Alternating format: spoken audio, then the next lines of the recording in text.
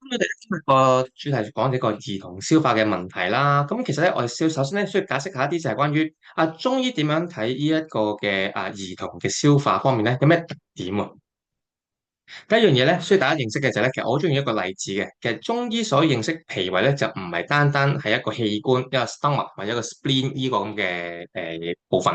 其實最關鍵咧就講緊成個消化系統。咁包括咧就好似嗱，我哋講個胃就好似個煲咁樣啦，就裝住一啲嘅食物啦。咁而咧嗰個脾咧就似一把火咁樣去煮熟啲嘢食，即係煲仔飯咁樣。如果個煲夠完整，把火夠旺盛嘅話，咁啲嘢食咧就煮得夠熟夠香啦。咁但係如果嗰個嘅煲唔完整嘅，可能穿窿，又或者可能一把火燈芯火咁細嘅話咧，咁啲嘢食咧就煮得唔熟，可能煮生飯煮爛米啦。咁除咗咧吸收得差之外咧，亦都可能咧嘥料喎。咁啲飯餸餸菜嘅營養咧就變咗咧，可能一啲嘅痰濕垃圾等等情況噶啦。咁所以咧，我哋所講脾胃嚟講咧，好關鍵就係一個叫做承載得夠穩陣，同埋咧處理得夠完整嘅。咁呢一個概念咧，好關鍵嘅就係講腎咯喎。咁一講腎咧，咁同消化冇關係㗎。嗱，中醫所講嘅腎咧，就唔單單係做呢個泌尿嘅功用㗎，亦都有關係到我哋講成個人嘅成長啦、生殖啦、易便啦嘅功用。咁我成日都講嘅就好似一個嘅谷倉咁樣，谷倉係做咩㗎？就儲藏啲重要嘅嘢啲糧食等等嘢嘅。咁我哋中醫嚟講咧，腎咧就叫一個先天之本，係儲藏我哋身體一啲咧比較重要嘅精華嘅嘢，包括阿爸阿媽俾我哋嘅一個嘅能力啦，包括我哋生長嘅能力，我哋成個人嘅壽命等等咧，都係由腎所主管嘅。而脾胃如果嗰個嘅功能夠完善，轉化食物夠理想嘅話咧，可以促使我哋成個人嗰個嘅發育同埋成個嘅生理周期咧，都係比較健康嘅。咁所以咧，我成日都講脾腎咧，就係兩方面咧，包括呢一個嘅消化嘅能力，同埋整體嘅呢一個嘅生長咧，都係環環緊扣嘅。咁中醫點樣睇一啲兒科嘅脾胃疾病咧？點解特別強調係兒科而唔係講成年人咧？原因就係因為咧，其實原來成年人同埋呢一個嘅小朋友咧有啲唔同嘅噃。唔同嘅位咧有兩樣嘢。第一個我哋叫自陰自陽。嗱，呢個概念咧就好似呢幅圖，好似呢個 BB 仔啦，好可愛，係咪啊？即係好天真爛漫咁樣。而我哋人體都係㗎，我哋喺細個嘅時候咧，成個機體狀況就比較唔完善啦，同埋咧係比較咧幼稚啲。所以講嘅自陰自陽，即係話咧，我哋身體嗰個嘅轉化嘅能力或者整體成個狀況咧都係唔完善，好容易受一啲外間嘅影響咧，影響咗嗰個嘅消化嘅情況㗎。咁所以咧，我哋需要保護住佢啦，確保翻整體嘅狀況。呢一樣嘢我哋叫臟腑清零啊。小朋友咧所講就係因為佢整體身體唔完善咧，就變咗咧好似一張白紙咁樣啦。我哋俾啲咩佢，佢就有啲咩嘅反應。同時間嘅，假設我喺病嘅時候咧，同樣都會見到就係話，如果嗰個嘅狀態冇合時嘅一個嘅干預或者佢治療嘅話咧，可能個預後咧變得好快，可能變得好差又有，或者個病情變得好急都有機會嘅。所以同大人一樣嘅最大分別就係話，我哋可能大人都仲可以去捱下，叫做即係嘔下啲病都仲 OK。小朋友唔敢捱嘅，所以個點咧，一定要及時嘅處理。呢一個概念咧，我所講就話，不論大人同埋小朋友都係噶啦。所講就話叫脾胃嗰個特性，就叫咧喜燥護濕，就好似隻貓貓咁樣啦。貓貓見到啲水揼佢個頭，佢都會眯埋眼唔開心啦，係咪啊？同樣嘅，我哋個脾胃狀況都係咁樣嘅。我哋咧需要咧一個乾燥嘅環境，俾佢去處理啲食物。因為頭先講到嘛，脾就好似一把火咁樣嘅。如果你成日淋水淋濕佢淋凍佢咧，佢嗰個處理嘅能力就會降低咗噶啦。咁如果你食嘅嘢、飲嘅嘢係比較立落黏滯嘅話咧，就加重咗佢嘅負擔。尤其是你喺香港呢個環境咧，普遍都比較濕，大家都知道啊。即係有時而家春天咁樣，啲牆可能滲水可能要成日開抽濕機嘅情況。喺咁嘅環境之下咧，我哋嗰個脾胃咧係比較大嘅負擔㗎。咁而加上小朋友先個狀況就係話，嗰個已經唔係咁完善啦。喺咁嘅狀況下咧，更加容易出現一啲脾胃嘅疾病。中醫角度嚟講咧，我哋有分一個叫陰同埋陽，有一個叫盛同埋一個衰嘅狀況嘅。嗱，陰陽咧簡單嚟講就話，你當係陰咧就係啲身體各處嘅組成結構體液等等嘅成分啦。而陽咧就係你身體一個嘅叫做原動力體溫嘅控制或者一個嘅個活力等等嘅。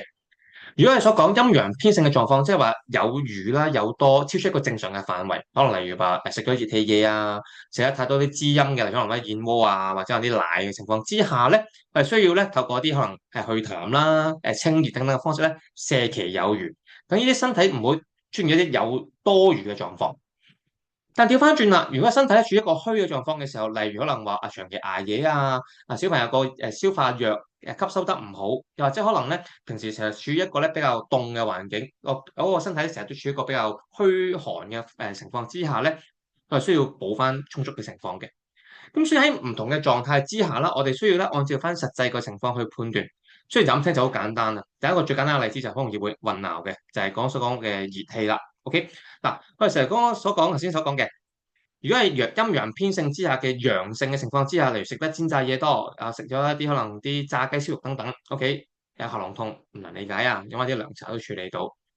但調翻轉，如果係因為咧陽氣偏衰，例如假設可能咪陰分偏少，例如可能話捱夜啊，可能受完傷啊，或者可能啲脾胃嘅消化能力低，佢可以用嘅嗰個嘅陰分嘅嗰個成分少咗嘅時候咧。因為個陽氣相對咧係比起呢一個嘅陰分為多啊，即係好似呢度所畫嘅呢一個部分凸咗出嚟。咁兩者相差之下咧，就有一個嘅叫做虛熱，即係個假象嚟㗎。同樣出現咗啲可能話啲喉嚨乾啦，可能有啲生下痱滋啊，有少少可能啲喉嚨痛嘅情況咁樣嘅。一見到喉嚨痛，大家一飲涼茶嘅話咧，就好似好直觀啦，但可能會出事喎。咁所以咁嘅情況之下咧，我哋咧可能會做錯嘢啦。咁嘅情況之下，應該點樣處理咧？咁樣，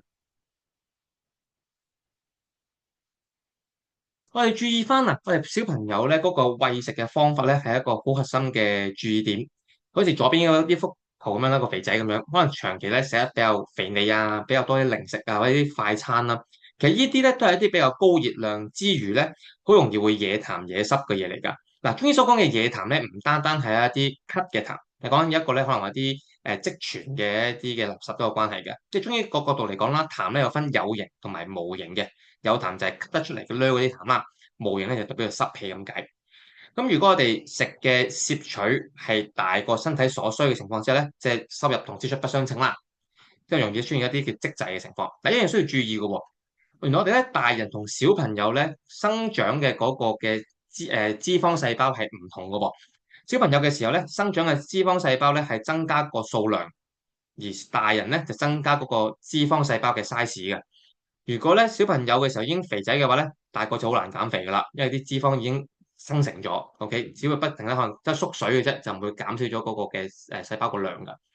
大人之後先肥嘅話咧，就增加嗰啲嘅脂肪嘅含量，每個細胞嘅嗰個 size 就唔係增加個數目，所以咧相對嚟講減肥咧都一定，亦會相對容易啲嘅。所以咧喺香港呢個咁富庶嘅環境啦嚇，或者叫好少叫做即係餓親嘅情況之下咧，需要注意翻，有時唔好驚小朋友瘦啊，或者唔夠營養咧就食太多，按照佢所需咁就 O K 噶啦。而右邊啊，可能有時一啲嘅尤其是女生啦，特別可能想貪靚，咁變咗咧可能就食得唔夠均衡可能節食啊，甚至可能一日食一餐等等情況之下咧，脾胃咧可能容易出現一種咧就叫做虛嘅表現啦，因為唔係足夠嘅營養咧幫助佢生育生長啊。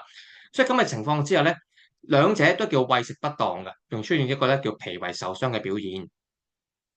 另一樣嘢就係咧，關於情緒方面啦。啊，中醫角度嚟講咧，情緒咧係有一個叫情志病嘅因素。所講就即係話咧，因為我哋情志有叫怒氣思悲憂恐驚啦，七種唔同嘅常見嘅情緒。對於我哋人體嗰個氣嘅運動咧，有一定嘅影響嘅。如果情緒壓力太大嘅話咧，例如可能太過嘅思慮好多，或者有可能好掹整、一個好憂慮嘅狀況之下咧，對於肺啦、脾啦有一定嘅干預嘅。同時之間咧，如果我哋所講嘅嗰個人嘅可能掹，可能太過大壓力到變咗掹嘅情況之下咧，呢個肝氣係會成脾喎，即係話咧個肝氣太過旺盛，抑制咗脾胃消化能力，從而一種咧可能話會反胃反酸嘔吐嘅情況嘅。咁我個人而言都試過一次嘅，就係咩咧？就係當我當年去考牌嘅時候咧，因為太多嘢溫啦，溫唔切。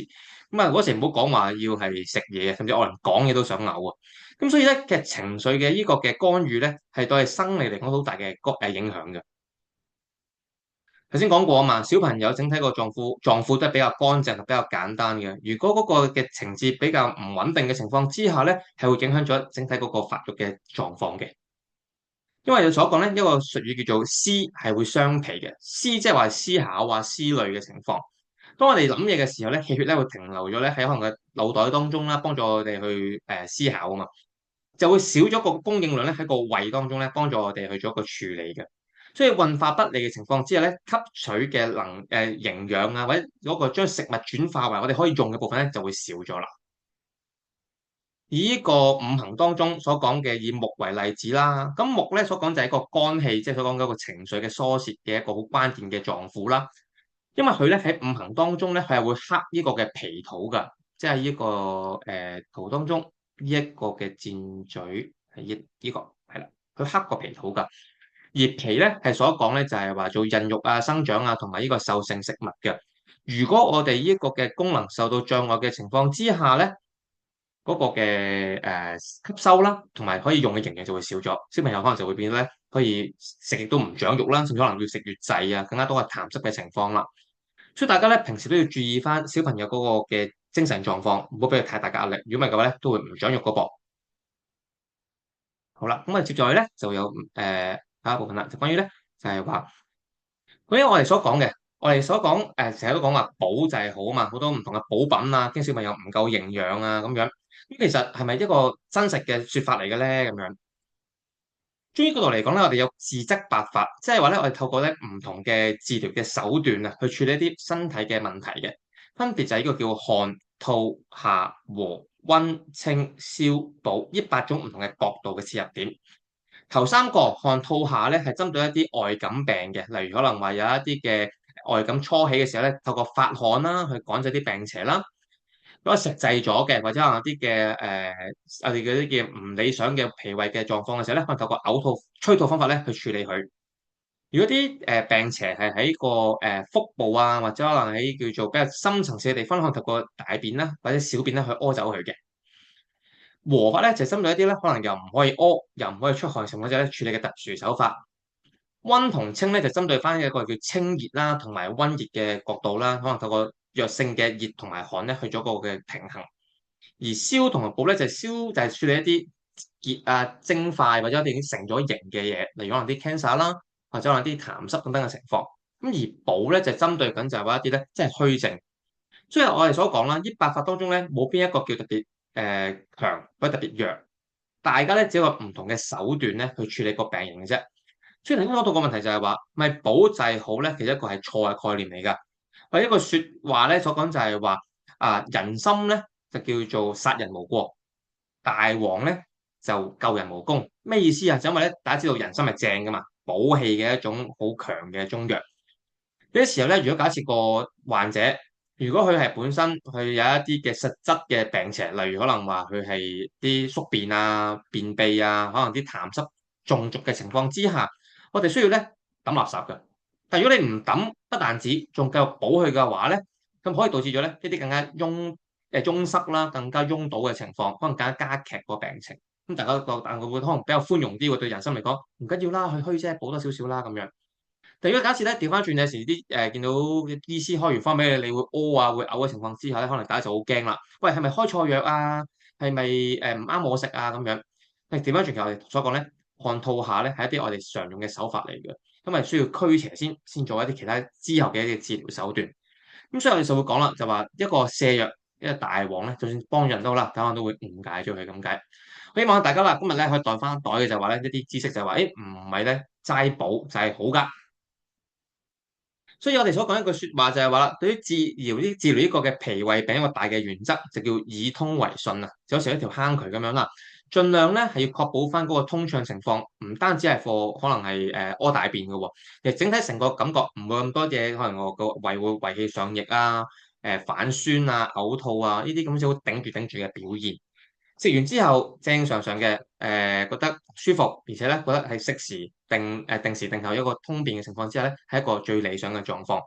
同樣嘅喺我哋咧小朋友嗰個觀察嚟講啦，食啲嘢太過滯，食啲嘢太過密集，甚至有一啲時可能係話太過位置不當嘅方法之下咧，可能好容易出現一啲叫做便秘啊、消化不良嘅情況，係因為我哋嘅家長當中咧處理呢一個嘅餵食方面咧出現咗問題嘅。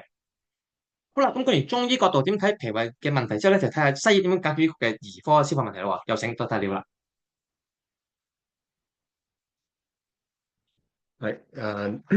大家晚上好啦。咁我係廖思維醫生嚇。咁咧又今日好高興啦，就李顯陽醫師啦，就邀請我就過嚟同大家分享。咁就腸胃問題嘅嚇。咁嗱，我係小兒外科醫生啦。咁今日我嘅 topic 咧就係即係孩子成日見到喂肚臍或者肚痛喎，係啲咩原因咧？症狀咧同有咩處理方法啦？咁首先介紹少少自己先嚇。咁我就係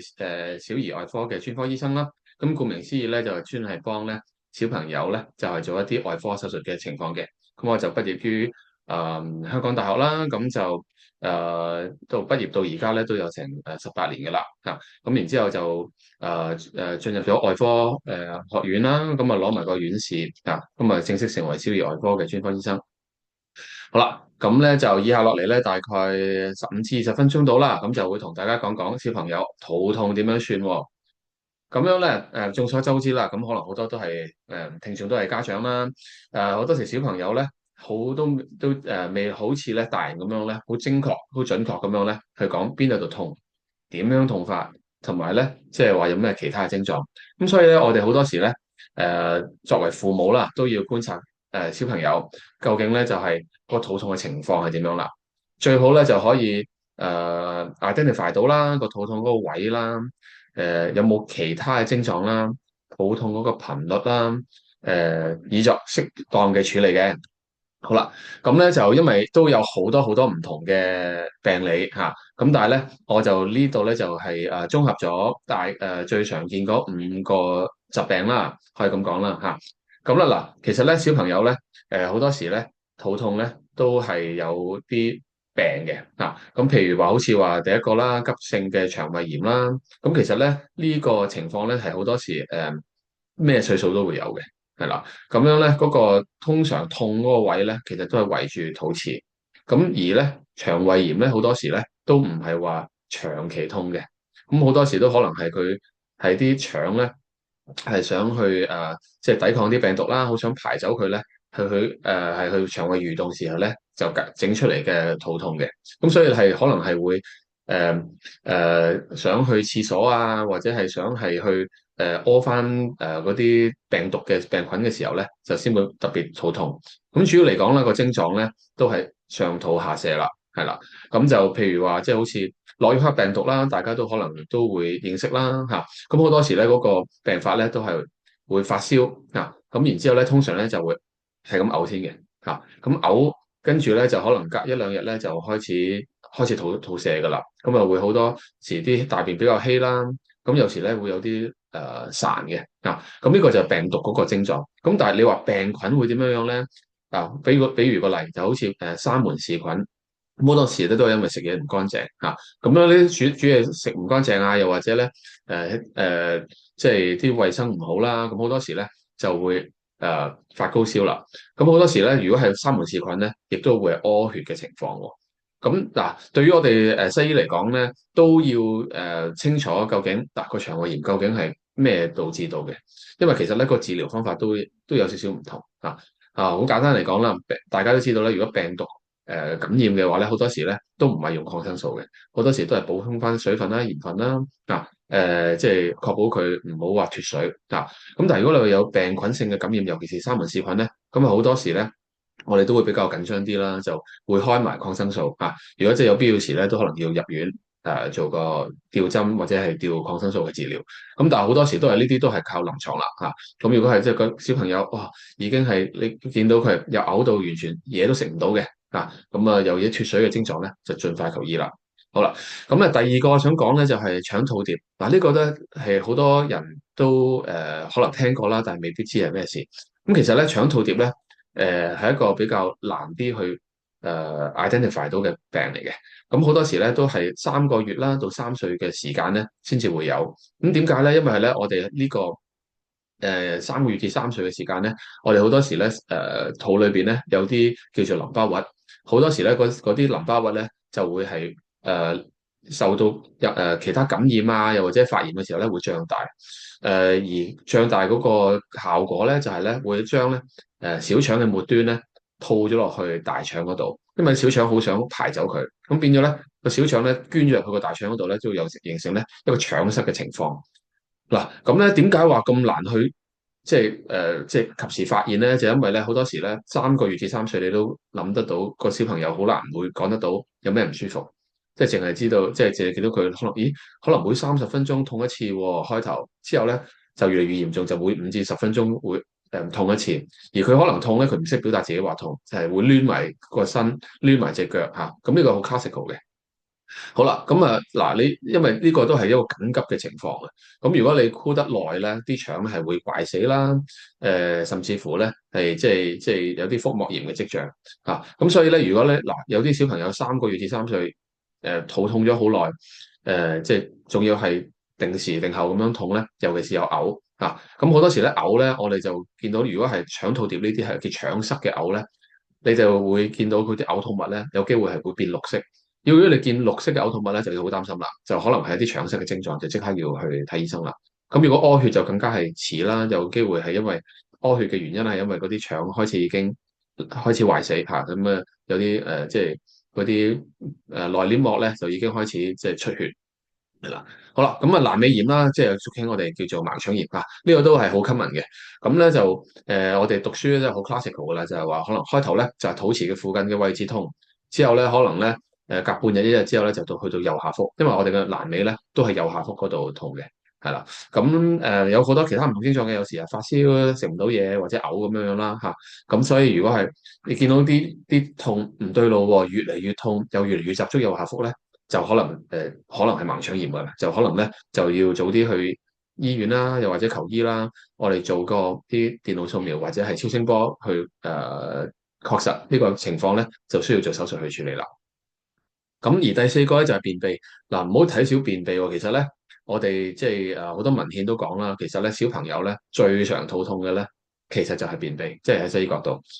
基本上可能你佔入院肚痛嘅大概咧，可能係6、7成都係便秘嘅嗱。咁大家即係都應該都有機會試過便秘啦。咁其實都知道嗰個痛咧，其實咧又唔係話好誇張嘅。咁但係即係有時就因為你塞住喺度咧，咁啊有啲腸胃蠕動想排走佢咧，佢就開始覺得肚痛啦，係啦。咁不過呢個就通常咧就冇平時嗰啲即係我哋話佢話譬如話腹膜炎啊，或者係或者腸套疊啊、闌尾炎啊嗰啲咁犀利嘅嗱。咁就不過如果你話持續痛咧，都係要睇醫生去即係排除其他嘅可能性啦。好啦，咁之後啦就食物敏感啦，呢個都係好多家長都會問嘅，究竟食物敏感係咪會即係咁樣痛法咧嚇？咁曾經咧我哋都尤其是 BB 仔啦嚇，因為 BB 仔咧好多時咧即係好譬如好細個已經發現咧，原來佢係對於牛奶嘅蛋白係敏感嚇。咁呢啲咧其實咧亦都係你好難去知道，或者好難去確實，因為其實 BB 仔唔會識講係啦。咁所以我哋好多時咧如果係發現即係有食物敏感咧，除咗係佢可能會屙得比較多啦，亦都嚴重起上嚟咧，都有時會有屙血絲嘅情況嘅嚇。咁如果唔 sure 嘅，其實你都係應該係睇即係醫生啦，或者係兒科醫生啦，或者我哋啦，係去判斷究竟係咪食物敏感引起啦咁樣嚇。嗱咁呢五個咧，其實就比較 common 嘅情況就係話可能係一啲嘅腸胃嘅問題啦。咁當然肚痛咧就唔一定淨係啲腸啊或者係胃嘅問題嘅。咁有啲咩情況咧？其實就譬如可能係個肝會話急性肝炎啦，膽或者係膽囊嘅囊腫引致到嘅發炎啦，胰臟嘅發炎啦。咁又或者可能係其他，譬如話卵巢突然間扭轉咗啊，又或者卵巢有啲生啲腫瘤啊，咁都有機會導致到肚痛嘅，係啦。咁譬如個腎臟會唔會話腎臟發炎啦、腎積水啦嚇？咁所以好多時咧，我哋都係除咗睇臨床之外咧，我哋都會即係適當嘅時候啦，都會安排一啲嘅檢查，譬如話最簡單就係超聲波，因為點解咧？超聲波咧佢就冇輻射。咁冇輻射嚟講咧，佢又好安全咁樣去掃到啲器官，係啦。咁嗱，以下即係仲有其他嘅比較嚴重嘅情況，即係之後可能會討論咧，我哋就叫做克隆氏病，或者係一啲嘅叫做西方國家比較多嘅腸炎，咁一陣間會講嘅。係啦。好啦，咁咧就嗱，所以咧頭先咧就講到話，哦，究竟個肚痛係邊個位置啦？痛咗幾耐啦？有冇其他症狀咧？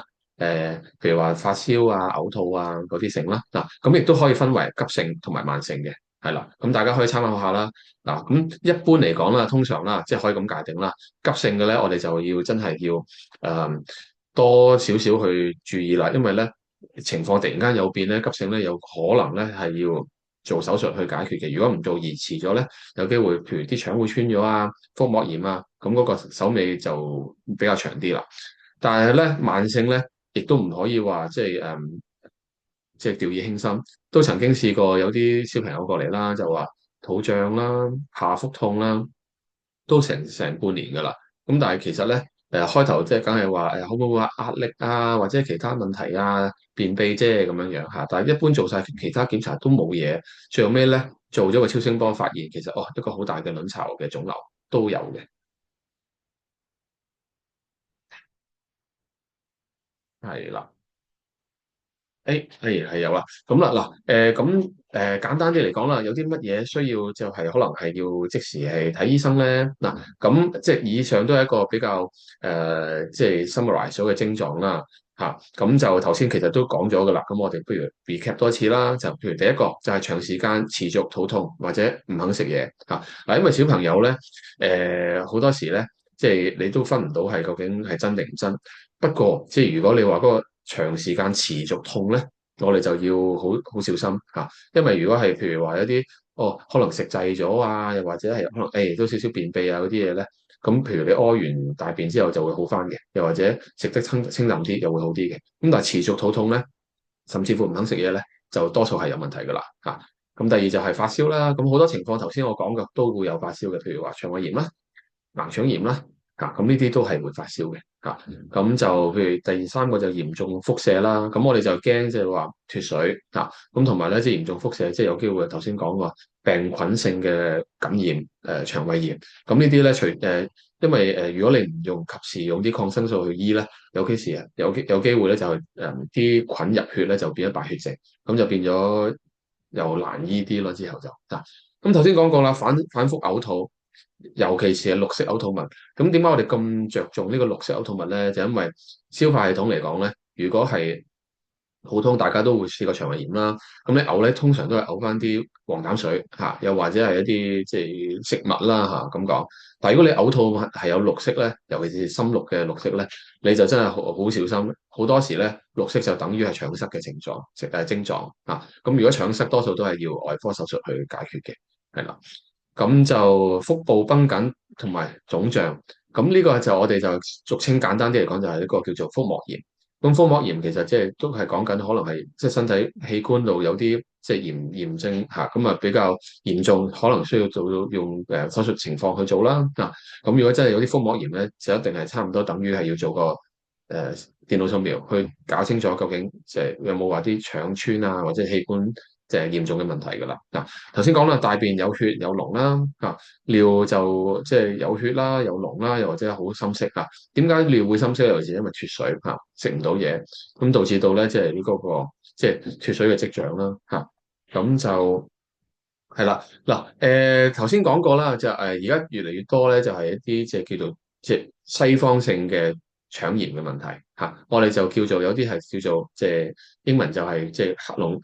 Crohn's disease 啦，又或者係叫做 ulcerative colitis。咁通常呢啲病咧都唔會話係頭嗰10年8年會有嘅，通常咧都係講緊係到青少年大概10零歲啦，先至慢慢會有，而女性係會多少少嘅，係啦。咁點解話西方嗰個多咧？咁其實係好多時咧，我哋都即係有幾個原因啦。第一個就係即係基因啦即係做過啲統計咧，其實西方咧可能係有啲基因即係嗰個多啲咧，就係會影響到一個叫做黑龍氏病嘅問題咁第二啦，就係話可能西方嗰個叫做 diet 啦，因為頭先可能你意思都講過啦。西方好多時都係食快餐尤其是即係餐餐都薯條啦，又多油啦，即係漢堡包啊咁嗰啲成啦又多肉啊，又少菜啊，即係少飲水啦咁好多時咧，呢啲咁樣嘅 diet 咧，亦都會 induce 一啲咧，我哋免疫系統產生即係自身嘅免疫系統打返自己嘅。咁咩叫即係頭先講嗰啲黑龍氏病咧？咁係好嚴重嘅病嚟嘅，係一啲慢性咁啊身體狀況咧係打翻嗰個自己嘅腸胃即係嘅問題咁通常咧都會影響嗱呢度有啲圖俾你睇啦。咁其實咧個消化系統咧其實即係我哋就會分上食道同下食道嘅。咁上食道就即係上消化系統咧就包括食道啦、個胃啦、十二指腸啦咁而下消化系統咧，就即係包括咗個大腸同肛門，咁中間咧我哋就叫做中間啦，即係嗰啲小腸。一般嚟講咧，即係成年人啦都有2-3米嘅最少嗰個小腸嗰度嚇。咁小朋友當然係成長緊就會少啲啦。咁但係通常咧嗰個小腸咧就係愛嚟幫手，即係幫手係消化嘅，同埋即係吸收嘅，係啦。咁咧就嗱如果假設真係有啲小朋友真係持續係瘦啦，食慾不振啦，跟住就有不定時都會有啲肚痛、發燒，再加屙血，有痰呢啲症狀咧，咁我哋就都會首先就同個即係家長或者病人做個少少初步檢查啦，譬如話抽啲血啦，做啲超聲波啊或者電腦掃描，睇睇究竟有冇其他器官嘅問題。係啦，咁因為咧，如果你話一啲嘅叫做潰瘍啦，又或者係一啲嘅即係黑龍氏病啊嗰啲咧，我哋就需要做一啲嘅叫做內窺鏡嚇。咁有啲咩作用咧？內窺鏡第一咧就係一個最直接嘅方法，去睇睇嗰個即係腸胃啦有冇話即係生嘢、息肉、發炎、潰瘍。咁同時間咧，亦都可以咧，就係攞啲組織出嚟化驗咧，就究竟嗰個消化系統咧有冇啲特別嘅太大毛病咧，就係要需要就係再進一步去治療嘅，係啦。咁咧，所以一般嚟講咧，我哋建議即係如果真係有啲胃鏡檢查嘅症狀係，譬如有啲咩咧，就譬如第一上腹不適啦、痛啦、嘔啦，嗱體重下降啦，體重下降都即係有幾樣嘅原因嘅，因為第一有你好病食唔到嘢就有機會瘦啦。又或者嗰個嚴重嘅身體有啲疾病，譬如話腫瘤啦，咁啊侵蝕咗你嗰個身體好多嘅能源啦，都係會下降嘅。食慾不振啦、胃酸倒流啦、吞嚥困難啦、屙黑屎嗱，屙黑屎點解係緊要咧？就可能咧 signify 咧係一個上消化系統咧嘅出血因為咧上消化系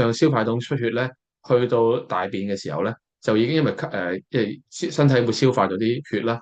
就到係會變咗黑色，好似芝麻糊咁樣嘅，俗稱係啦。好啦，咁建議大腸鏡嘅檢查嘅症狀咧，都好似頭先咁講啦，話大便有血呢個都係主要嘅症狀嚟嘅，係啦。咁大便習慣突然間改變啦譬如有啲生啲息肉或者大嘅息肉或者腫瘤咧，有機會都可能令到大便習慣咧突然改變咩叫內急後重咧？英文名 tenesmus 咧，就係話一啲大完便之後咧，就覺得成日都好似屙唔清咁樣樣，有啲咁樣嘅症狀，好似仲想去喎。咁其實咧好多時咧，如果有咁嘅症狀咧，有機會咧係一個即係嗰個 rectum 嗰個位咧，即係或者係直腸嗰個位咧生咗嘢，生腫瘤，導致到佢有個咁樣嘅屙唔清個感覺嘅，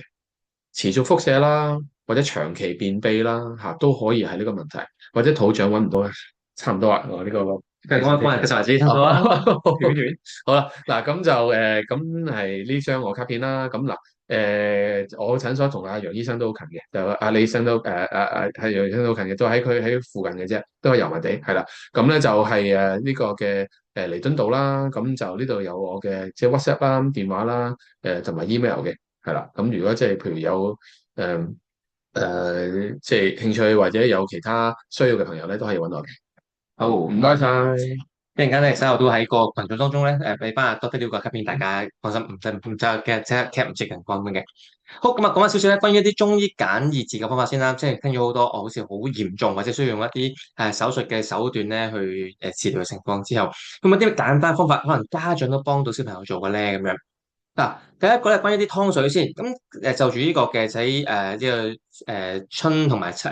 嘅時候啦。點樣去簡化啲，等嗰個消化清理啲，同埋唔好咁多一啲痰濕嘅情況咧，可以用一個嘅啲湯水，包括呢個冬瓜薏米湯啦，可以透過咧冬瓜嘅嗰種嘅涼，同埋嗰種咧叫增液嘅效果，同埋咧呢一個薏米咧去濕嘅功效咧，去減少身體呢一種可能頸渴之餘，或者可能嗰種中毒啊，啲痰濕好困擾住個脾胃嘅情況咁樣嘅。咁啊，加翻適量嘅葱同埋適量嘅薑咧，有嗰個嘅辛辣嘅味道咧，幫助咧嗰個寒氣唔好太強。咁所以咧，平時咧去飲呢啲嘅湯咧，去消暑之餘咧，佢都係幫助佢去濕嘅。咁另外咧，可以考慮個薑棗米茶啦。基本上咧，我不論大朋友小朋友咧，我都建議一個嘅，包括呢個嘅生薑啦、紅棗啦、白米同埋薏米。因為本身咧薑同紅棗咧係一個好好嘅 partner 嚟㗎，針對一啲咧係可能脾胃比較偏寒啦，或者咧血氣比較弱嘅朋友仔咧，佢係適當去使用嘅。咁而呢個白米咧幫助養胃氣，而薏米咧幫手去濕，四者一齊去處理之下咧，可以達至一個比較理想嘅效果，去做呢個嘅補充血氣之餘咧，去減少身體嘅濕氣嘅。咁頭先都講過啦，如果食一食滯咗嘅情況之下，又點樣處理咧？咁我建議一個叫山楂陳皮粟米水啊。咁對於咧山楂嚟講咧，係一個咧我哋叫燒肉食嘅好好用嘅一種嘅材料啦。針對一啲咧可能肥膩啊，或者可能通血管咧一定嘅功用嘅。咁而陳皮咧係幫助行氣去痰，而粟米咧可以幫助呢一個咧去叫做增液之餘咧，都可以減少呢個嘅通利小便嘅。嗱，粟米咧就唔需要話去咗啲鬚嘅喎，粟米鬚都有功效㗎。咁所以大家可能洗乾淨啲材料啦，可能煲湯或者煲一啲嘅茶飲咧，俾小朋友咧都係一個好嘅選擇嚟嘅。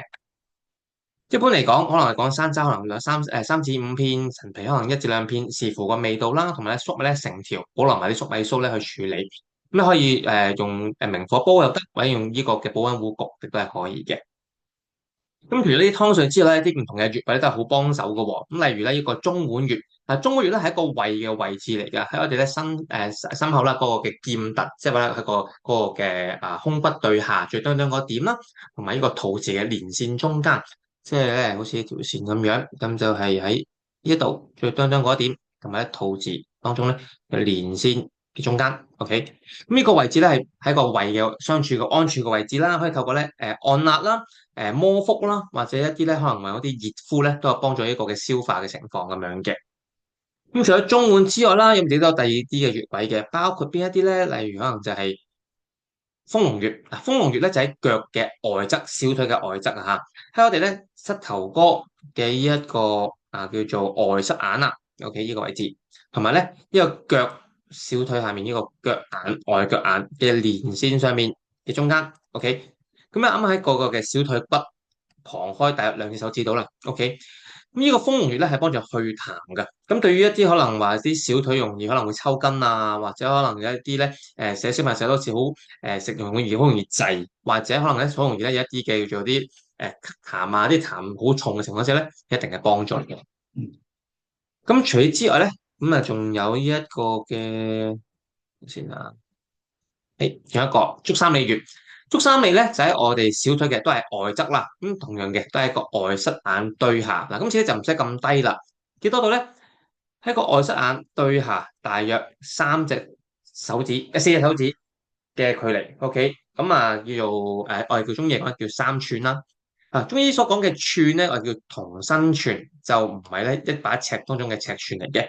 咩意思啊？就按照翻嗰個人自己嘅手嘅 size 做一個嘅尺，OK？手指公兩側嘅話，個闊度就叫一寸，四隻手指拍埋咁樣叫做三寸，OK？足三里正正咧就喺個嘅外膝眼對下三寸嘅位置，喺膝頭喺呢個嘅小腿骨旁開一隻手指度啦。咁所以咧，大家不妨咧可以 mark 低呢三個穴位啦，中脘、豐隆同足三里咧，去幫助消化之餘，亦都幫助得去痰濕嘅。除咗穴位之後咧，仲有啲手法嘅喎。一個叫掃散法啦，有兩部分嘅。例如頭先講過，如果假設個小朋友可能壓力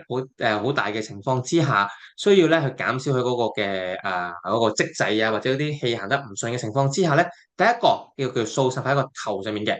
或者好似米奇老鼠咁樣，手咧一個爪形啦，喺耳仔嘅兩側掃個耳殼上面嘅位置。因為人咧嗰個嘅身體嘅兩側咧係個肝膽嘅循行嘅位置咧，肝膽經嘅循行位置嚟㗎。如果我哋咧做呢個掃呢個耳殼上面嘅位置咧，幫助係舒緩啲頭痛啊、頭暈啊，或者有時咧可能個情緒太過猛整嬲嘅情況之下咧，積壓咗個消化嘅能力咁樣嘅。咁所以咧，當你掃翻開佢、掃翻鬆佢咧，嗰啲氣會行得比較順啲。咁掃完個頭之後咧，去掃埋個身嘅。咁身點樣做咧？就喺身體軀幹嚟講啦，喺脅嘅兩側，咁就由上面向下推，OK？由上向下做嘅。咁點解係單方向而唔係來回擦咧？就係因為咧，佢係講緊任何動作由近心向離心咧係放鬆 OK，咁所以咧，我哋想個人輕鬆啲或者幫助消化嘅話咧，由近心口嘅上頜推向下頜咧，一定幫助呢個嘅消化嘅情況㗎。除此之外，亦都係做呢個摩腹嘅動作。咁當然唔好似而家嘛新欣兒素啊、客河咁啦。咁而係點樣做法咧？一般嚟講，我哋咧係透過咧喺個肚，OK，肚嘅右下腹，OK，開始計起啦。呢個肚臍，OK，沿住順時針摩，OK。咁就一般嚟講咧，係由右下邊開始，就喺左下邊完結嘅。咁點解有兩個原因嘅喎？第一個，從翻個生理結構嚟講啦，我哋個大腸咧都係由右邊開始一個圈咁樣到翻個左邊，近翻個肛門嘅位置。當我哋咁掃嘅時候咧，幫助我哋排便啦，同埋足夠嘅氣咧去帶動咁樣嘅排泄嘅動作嘅。咁另外咧，我中醫所講就係話咧，左升右降啊。咁當我哋咁樣做嘅情況之下咧，去順翻道氣啦，從而咧係有足夠嘅一個嘅氣血咧，去帶動嗰個嘅消化嘅一個嘅動作㗎。咁我哋點樣做法咧，可以做得更加理想咧，可以加強嗰個嘅通便嘅效果咧，就係透過除咗擦臉隻手之外咧，都可以用一啲嘅佐料，包括可能話薑油啊或者艾油咧，去先搽咗先。咁之後咧，再加強呢一個嘅動作咧，去等嗰個嘅肚仔更加暖啲，咁個效果更加理想嘅。另外啦，就關於浸腳㗎，其實浸腳咧，好似成日都講每一個講座都講到佢，其實都係好好用，亦都好好嘅養生嘅方法。因為腳板底有一個湧泉穴啦，係幫助我哋咧去滋腎水之餘，亦都可以咧幫助到我哋咧叫做等嗰啲氣血咧係向下潛啊。有時如果消化得唔好啊，或者小朋友可能食得比較滯啊，比較頂脹情況之下咧，可能影響咗佢哋睡眠嘅質素㗎。中醫角度嚟講，有一個説法嘅叫胃不和則臥不安，就係因為咧消化受到障礙嘅情況之下，潛藏嘅血氣啦，或者整體成個氣嘅運動方式咧係頂住咗，有個氣滯嘅。當浸腳嘅時候咧，可以引導翻啲氣咧，咁樣正常嘅途徑去運作，咁從而咧幫助我哋叫做一個消化嘅功用嘅。一般預防嚟講啦，我哋需要咧保持小朋友嗰個嘅情緒比較開朗樂觀啦，唔好太大嘅一啲嘅波動嘅情緒啦。因為咧，如果個情緒過極或者長時間嘅唔穩定咧，對於嗰個嘅消化咧一定嘅影響。第二啦，日常嘅起居需要一個不作勞嘅情況，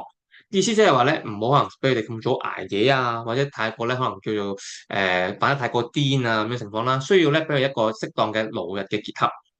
保護腎精順四時，即係話咧，按照翻一年四季或者一日當中唔同時間咧做翻相應嘅動作，例如可能日間就做可能玩咯，上翻學啦，係咪？夜晚就需要多啲休息嘅動作，因為講緊人咧同大自然咧係互相配合㗎，佢需要咧按翻個個日式嘅嗰個嘅時間，即係日出而作、日入而息嗰個習慣啦。咁我哋唔好令到佢咧過分嘅虛耗或者一個耗損，即係始終小朋友咧嗰個嘅脾胃同埋嗰個嘅肝腎咧唔係咁完善啦。我哋安儲佢俾佢嗰個嘅腎精腎陽咧，其實咧都係比較幼嫩啲啦。如果我哋咧好細個嘅時候已經破壞咗嘅話咧，對日後咧比較多一啲嘅後遺嘅問題噶。飲食有節啦，營養均衡。正如頭先阿 Doctor Liu 都講過啦，可能啲飲食嘅習慣嚟，可能啲肉類少蔬菜啊，甚至可能咧比較高熱量嘅話咧，其實對個消化咧好大嘅影響噶。堅持運動咧係一個好關鍵嘅一點嚟㗎。雖然有啲家長都同我講就話，哦，其實小朋友做好多運動㗎咯喎，出晒汗啊，又打劍，又可能又跳舞，跟住可能又打波咁樣，但好似都唔長肉嘅咁樣。嗱，我要知道一樣嘢嘅，虛耗得太多咧，其實佢身體嗰個嘅能力咧都會受障礙嘅。不如中醫所講，脾係主肌肉㗎。如果嗰個消化嘅能力咧係比較弱嘅，你就算點催谷佢，佢都未必生到肉。原因就係佢嗰個狀況咧比較唔理想。佢唔夠血氣咧去供應俾肢體上面去使用啊。同樣嘅，我都遇過一啲嘅病人啦，例如可能啲運動員啦，總之都係好似好大隻都好啦，但可能個脾胃好差嘅。原因就係咧，可能啲血氣供應晒俾肌肉上面咧。佢個胃就唔夠足夠俾佢叫做內在嘅位置咧，去做個嘅消化嘅情況。可能而家比賽，可能嘅跑步啊，或者可能喺打波嘅時候咧，可能就會嘔啊，或者暈嘅情況㗎。咁所以我哋所講做運動，真係想健康啫，唔好過極。咩叫過極啊？可能例如就話，即係做完之後 exhaust 咗，好攰嘅，謝晒嘅。或者可能大汗淋漓嘅，呢啲都係唔理想、唔健康嘅做法。一般嚟講，做運動咧，都能微微汗出啊，或者咧叫做做完之後個人精神爽利嘅，呢樣先係最理想嘅一個運動嘅方法，一個運動嘅態度咯。咁我自己咧都有一啲嘅網上嘅平台啦，可能Facebook 啊、YouTube 啊、IG 等等啦，大家可以 follow 翻，有一啲唔同嘅更新，包括可能啲健康嘅資訊啊，或者我啲嘅動向啦。亦都有我個人嘅網站啦，有啲訪問之後一啲嘅報道啦，可以揾翻相應嘅資料嘅。咁講多次啦，自己診所咧就喺油麻地嘅彌敦道可以受到 A 室啦，咁就中醫館，如果大家需要就上嚟揾我幫手啊。